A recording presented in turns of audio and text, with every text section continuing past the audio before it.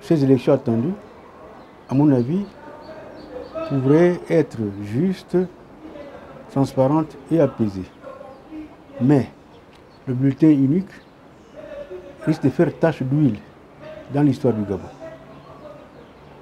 et provoquer des réactions inattendues.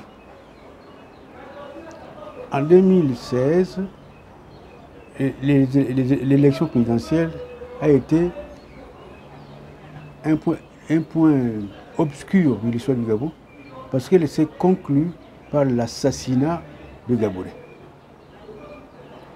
On pensait que la classe politique gabonaise, en l'occurrence le pouvoir en place, pourrait tirer des leçons de cet événement qui n'est pas réglé et qui est à la source de la désunion et l'absence de confiance entre Gabonais. Je pense que le Gabon gagnerait à ce que on revienne sur cette position et que, au lieu d'un bulletin unique,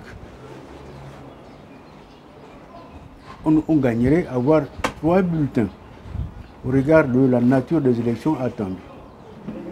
Élections présidentielles, les élections législatives et les élections locales. Un bulletin unique qui met sur le même bulletin un candidat à la présidence et un candidat à l'élection législative est une absurdité.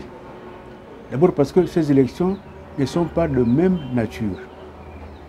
Ensuite, l'élection est le lieu où le citoyen doit exprimer sa liberté.